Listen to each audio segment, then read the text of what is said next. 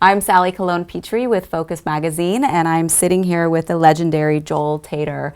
And we're in his home that is just full of so many souvenirs and antiques and the first camera and first microphones. I mean, it's fascinating. So you started in the mailroom, which is such a, such a cliche, and so many people have started, agents, major agents at major.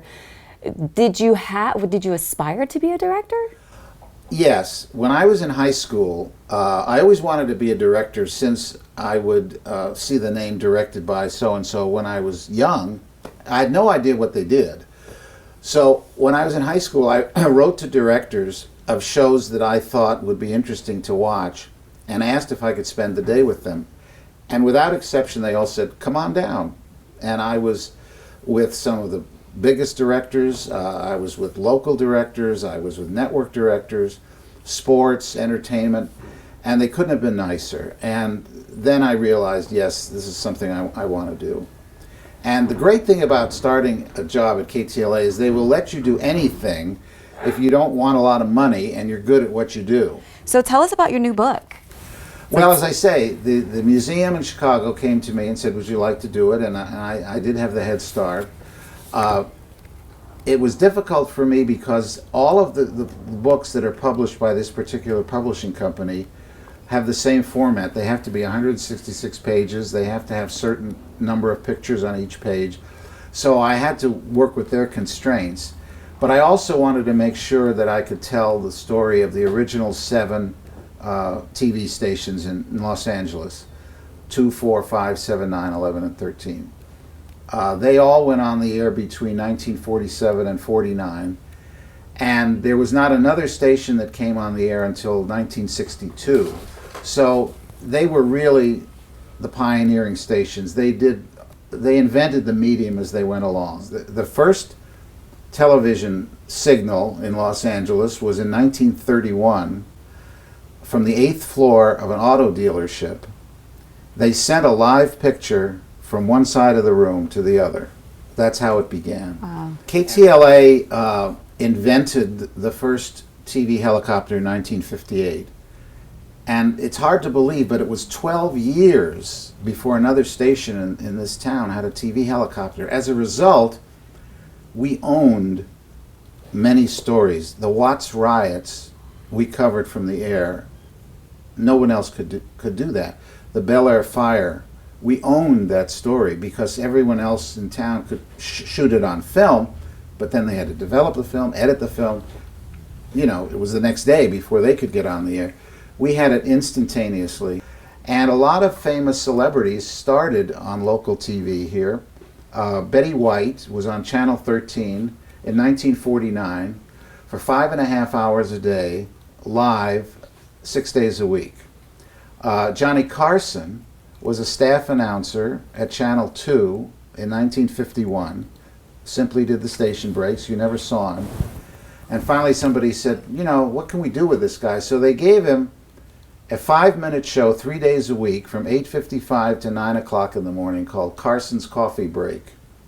And if you took out the commercial for the coffee, maybe the show was 3 minutes long.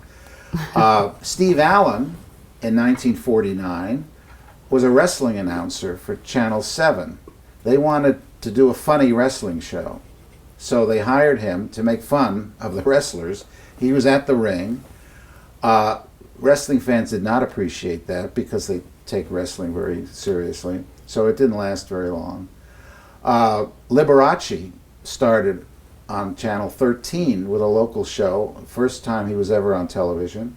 So there were a lot of firsts, technical firsts, entertainment firsts, news firsts that happened in this market. And the pioneers who started it all, there's really never been a book about them.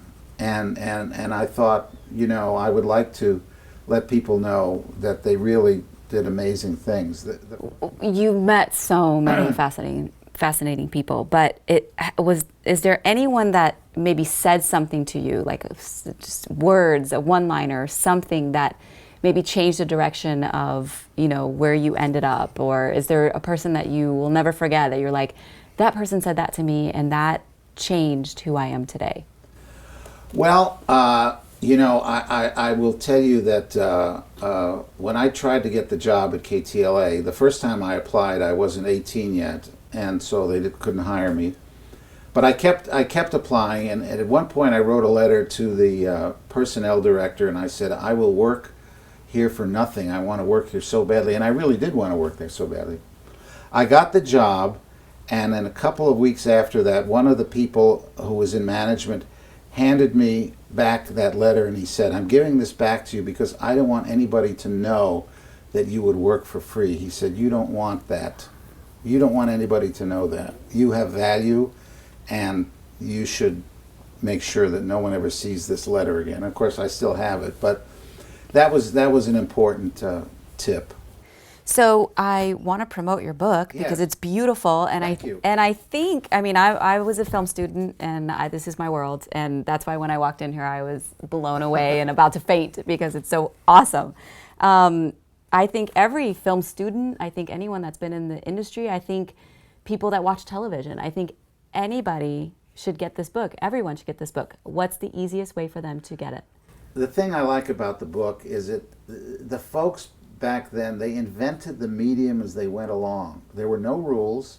There was certainly no videotape. Everything was live. If you made a mistake, the world saw it. There was no safety net. They were very brave.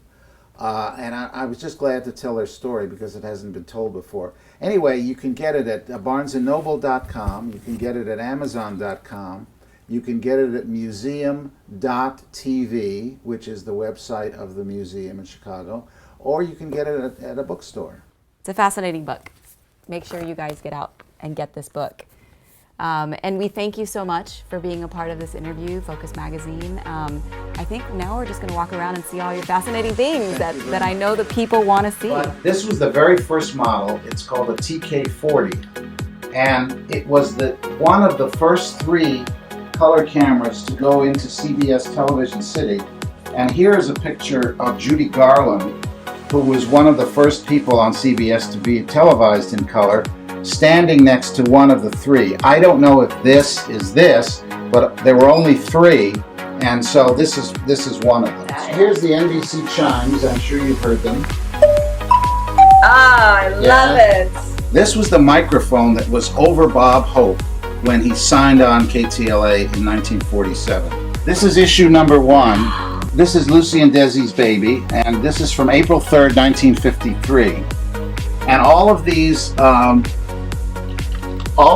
in order, all the way through by year. And if you go over here, sir, you will see that at the bottom right there is last week's issue. Now, we can't ignore all the Emmys. Yes, let me tell you, I figured out that I did 8,500 shows. So there were 25 that were good enough.